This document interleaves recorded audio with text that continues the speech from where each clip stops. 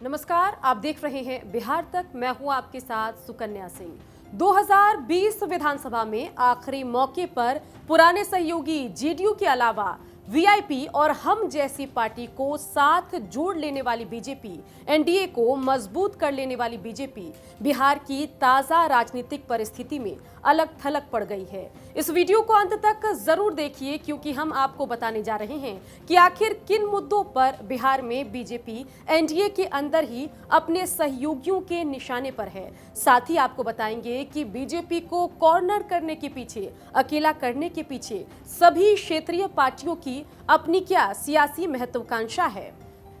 बता दें कि जाति आधारित जनगणना के मुद्दे पर केंद्रीय पार्टियों की राय अलग है, वहीं क्षेत्रीय पार्टी की राय अलग है। क्योंकि जैसे ही जाति आधारित जनगणना की रिपोर्ट आएगी तो फिर पता चल जाएगा कि ओबीसी की आबादी कितनी है, जनसंख्या कितनी है, जिसके बाद क्षेत्रीय पार्टी उसी लिहाज से अपने पॉलिटिकल कार्ड को खेलेगी, जाति कार्ड को खेलेगी, और जिससे जो ओबीसी खेमा पिछले 2014 के लोकसभा चुनाव से मोदी के साथ माना जाता है, बीजेपी के साथ माना जाता है, अगर आगे चलकर उसके पक्ष में आरक्षण की मांग उठाई जाएगी क्षेत्रीय पार्टियों के द्वारा, तो वो ओबीसी आबादी छिटक कर बीजेपी से वापस अपने पुराने नेताओं के पास जा सकती है, पुरानी पार्टियों में आस्था दिखा सकती है, क्षेत्रीय पार्टियों में आस्था दिखा सकती है। इसलिए जाति आधारित जनगणना के मुद्दे पर जितनी भी एनडीए के अंदर क्षेत्रीय पार्टी हैं, चाहे जेडीयू हो, वीआईपी हो, हम हो, ये सभी पार्टी एक सुर में सुर मिलाकर जाति आधारित जनगणना की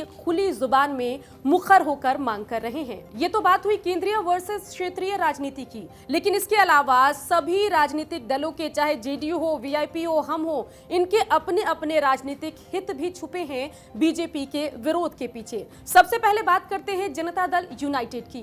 बता दें कि 2024 लोकसभा चुनाव को ध्यान में रखते हुए माना यह जा रहा है कि नीतीश कुमार खुद को विपक्ष के चेहरे के तौर पर प्रेजेंट करने की कवायद में जुटे हुए हैं और इसलिए अभी से बीजेपी के खिलाफ माहौल बना रहे हैं। कुछ मुद्दों पर नरेंद्र मोदी की नीतियों का विरोध कर रहे हैं, चाहे पेगासस जासूसी मामला हो या फिर जाति आधारित जनगणना का मामला ही क्यों ना हो। इससे पहले सीएए, एनआरसी सहित कई मुद्दों पर नीतीश के विचार अलग थे बीजेपी से, लेकिन नीतीश कुमार कभी भी खुलकर बीजेपी या नरेंद्र मोदी के खिलाफ नहीं कहते थे। लेकिन इस बार देखा जाए तो पेगासस जासूसी मसले पर नीतीश कुमार ने सीधे कह दिया कि ये गंदी बात है, ऐसी चीजें नहीं होनी चाहिए, और अगर विपक्ष की है तो इस पर जांच भी जरूर होनी चाहिए। इसके अलावा अगर जाति आधारित जनगणना की बात की जाए तो लगातार नीतीश कुमार नरेंद्र मोदी सरकार से, केंद्र की सरकार से पेशकश कर रहे हैं कि करवा दीजिए जाति आधारित जनगणना। तो मतलब साफ है कि 2024 के लोकसभा चुनाव को ध्यान में रखते हुए नरेंद्र मोदी के विरोध में एक बड़ा चेहरा बनकर उभरने की कवायद में जुटे हैं नीतीश कुमार। साथ ही उनकी पार्टी की तरफ से उपेंद्र कुशवाहा ने ये कहकर कि पीएम मटेरियल है नीतीश कुमार, उस बहस को भी फिर से जिंदा कर दिया जो 2014 में दफन हो चुकी थी। आगामी यूपी चुनाव, बता दें कि जो उत्तर प्रदेश का विधानसभा चुनाव है उसमें जेडीयू ने तय कर लिया है कि वो अपनी किस्मत आजमाएगी, दो हाथ करेगी।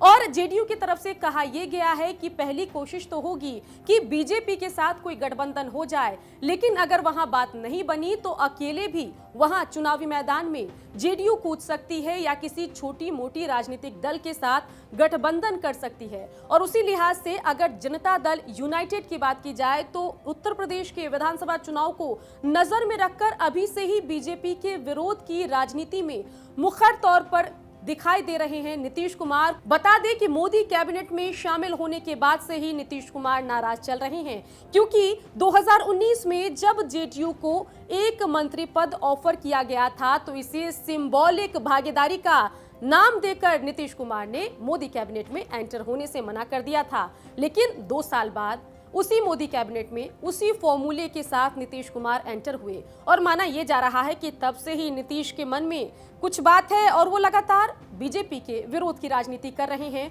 और खुलकर अपनी बात भी रख रहे हैं। चौथा कारण ये माना जा रहा है कि प्रेशर पॉलिटिक्स करने की कोशिश कर रहे हैं नीतीश कुमार। बता दें कि जैसे ही 2020 के विधानसभा चुनाव में नीतीश कुमार 43 सीटों पर सिमटे, बीजेपी 74 सीट जीतकर बड़े भाई की भूमिका में उभरने की कोशिश करती है, तो तब से बीजेपी के नेताओं की तरफ से पिछले कुछ महीनों में एक कवायद चल रही है नीतीश कुमार पर दबाव बनाने की। गाहे बगाहे बयान दिया जा रहा है कि भाई बीजेपी में भी कई सीएम मटेरियल हैं। साथ ही ये भी कहा जा रहा है कि मजबूरी की वजह से नीतीश कुमार को मुख्यमंत्री बनाना पड़ रहा है। ऐसे में अपनी कुर्सी पर खतरा देख नीतीश कुमार काउंटर अटैक कर रहे हैं बीजेपी पर, चाहे पेगासस का मुद्दा हो या फिर जाति आधारित जनगणना का, ताकि बीजेपी पर एक दबाव रहे और साथ ही जो दूसरे दल हैं, चाहे आरजेडी हो, कांग्रेस हो, उनको भी एक मैसेज देने की कोशिश है कि भाई अगर यहाँ बात नहीं बनी तो फिर मेरा दरवाजा आप लोगों के लिए खुल सकता है। चलिए अब बात करते हैं जीतन राम मांझी की पार्टी हम की। बता दें कि अगर जीतन राम मांझी की बात की जाए तो लगातार जीतन राम मांझी नीतीश कुमार के सुर में सुर मिलाकर बीजेपी के विरोध में नीतीश के कंधे से कंधा मिलाकर लगातार वो भी ट्वीट कर रहे हैं। कभी कहते हैं कि जाति आधारित जनगणना होनी चाहिए, कभी कहते हैं कि अगर विपक्ष की मांग है तो फिर पेगासस जासूसी मसले पर जांच कमेटी भी बिठानी चाहिए। इस पूरे मामले पर अगर गौर किया जाए तो लोगों के जहन में सवाल उठता है कि आखिर नीतीश के सुर में सुर क्यों मिला रहे हैं जीतन राम मांझी। तो चलिए सबसे पहला कारण आपको बताते हैं। नीतीश कुमार के साथ जीतन राम मांझी के करीबी संबंध हैं। सबसे पहले तो वो जनता दल यूनाइटेड के नेता हुआ करते थे और उसके बाद उन्होंने अलग पार्टी बनाई। दूसरा कारण भी आपको बता देते हैं, नीतीश के एहसानों तले दबे हुए हैं जीतन राम मांझी, क्योंकि नीतीश कुमार ने 2014 के लोकसभा चुनाव के नतीजों के बाद जीतन राम मांझी को मुख्यमंत्री भी बनाया था। साथ ही उससे पहले भी जब वो जेडीयू में थे तो कई अहम जिम्मेदारी नीतीश कुमार ने जीतन राम मांझी को दी थी। साथ ही जब 2020 विधानसभा चुनाव के नतीजे आए तो जीतन राम मांझी प्रोटेम स्पीकर भी बनाए गए। अब जानते हैं कि मुकेश सहनी की पार्टी, जिसका नाम विकासशील इंसान पार्टी है, आखिर वो क्यों बीजेपी से दो हाथ करने को तैयार है। इसके पीछे भी कई कारण हैं। सबसे पहला कारण है एनडीए में भाव नहीं मिलने का बदला ले रहे हैं मुकेश सहनी। बता दें कि वैसे तो 4 विधानसभा सीट को जीतकर एनडीए की सरकार तो मुकेश सहनी चला रहे हैं, लेकिन इन सब के बीच उनको उतना भाव एनडीए के अंदर नहीं मिल रहा है। चाहे राज्यपाल कोटे की सीट की बात हो या फिर छोटे कार्यकाल की बात हो, कई मुद्दों पर मुकेश सहनी नाराज हैं और पेगासस जासूसी मसले के साथ साथ जाति आधारित जनगणना के मुद्दे पर अपनी बात रखकर बीजेपी का विरोध करके वो वही नाराजगी जाहिर करने की कोशिश में जुटे हैं। दूसरा कारण है कि माना ये जा रहा है कि विकासशील इंसान पार्टी या मुकेश सहनी की पार्टी में जो 4 विधायक हैं उनमें से सभी विधायक जो हैं वो मुकेश सहनी के सगे कम हैं, बीजेपी के ज्यादा करीबी हैं और 3 विधायक तो बीजेपी के बैकग्राउंड के हैं। और ऐसे में अगर कभी भी मुकेश सहनी बीजेपी से अलग होने की कोशिश करेंगे तो उनके पार्टी के अस्तित्व पर खतरा मंडराने लगेगा। इसलिए मुकेश सहनी इसी 2 मुद्दे को लेकर लगातार बीजेपी पर काउंटर अटैक कर रहे हैं,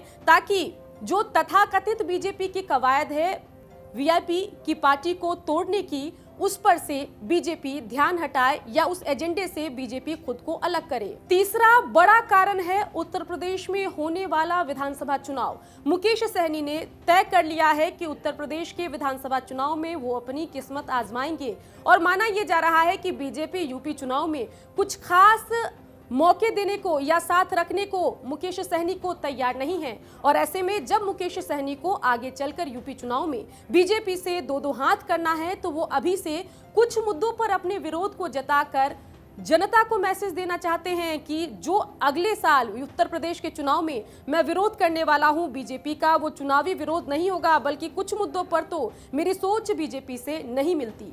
बता दें कि अभी तो एनडीए के अंदर सभी सहयोगी दल बीजेपी के खिलाफ खड़े हैं, लेकिन अब जानने की कोशिश करते हैं कि इन दलों का बीजेपी के साथ संबंध कितना पुराना है। सबसे पहले बात करते हैं जनता दल यूनाइटेड की। नीतीश कुमार और बीजेपी के संबंध बेहद पुराने हैं। अटल आडवाणी दौर से ही नीतीश कुमार बीजेपी के विश्वस्त सहयोगी थे, एनडीए के पुराने साथी बने हुए थे।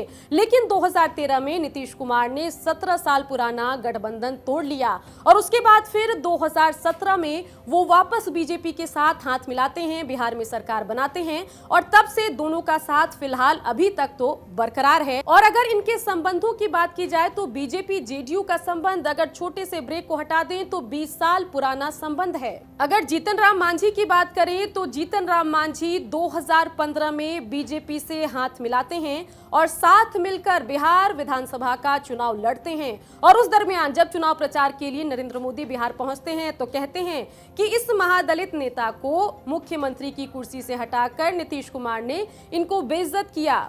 2015 से 2017 तक ईमानदार साथी बने रहते हैं जीतन राम मांझी। उसके बाद 2017 में वो बीजेपी से अलग हो जाते हैं, एनडीए का हाथ छोड़ देते हैं, बीजेपी से दूरी बना लेते हैं और फिर 2020 विधानसभा चुनाव में जेडीयू कोटे से 7 सीट लेकर एनडीए में उनकी वापसी होती है। और कुल 7 की अगर बात की जाए तो 3 से 4 साल पुराना मांझी और बीजेपी का साथ है। अगर मुकेश सहनी और बीजेपी के संबंधों की बात की जाए तो मुकेश सहनी ने 2013-14 में लोकसभा के चुनाव में प्रचार किया था प्रधानमंत्री नरेंद्र मोदी के लिए। ऑफिशियली पार्टी बनाने के बाद मुकेश सहनी 2020 के विधानसभा चुनाव में बीजेपी कोटे से 11 सीट मिलने के बाद एनडीए का पार्ट बनते हैं। देखिए, चुनाव की राजनीति ही कुछ ऐसी है कि जब 2020 का विधानसभा चुनाव होता है तब बीजेपी जेडीयू जो पहले से साथ थे उनके साथ आकर वीआईपी और हम जैसी पार्टी भी हाथ मिला लेते हैं। लेकिन अब जब उत्तर प्रदेश का चुनाव होना है, जब आगे चलकर लोकसभा का चुनाव होना है तो एनडीए के अंदर सभी पार्टियां नरेंद्र मोदी से टक्कर लेने को तैयार दिख रही है और जाति आधारित जनगणना के साथ साथ पेगासस मुद्दे पर भी और इसके अलावा जनसंख्या नियंत्रण, सीएए, एनआरसी जैसे कुछ मुद्दों पर लगातार बीजेपी विरोध की राजनीति चल रही है और कई बयानबाजी भी हो रही है। बिहार की खबरों के लिए आप देखते रहिए बिहार तक।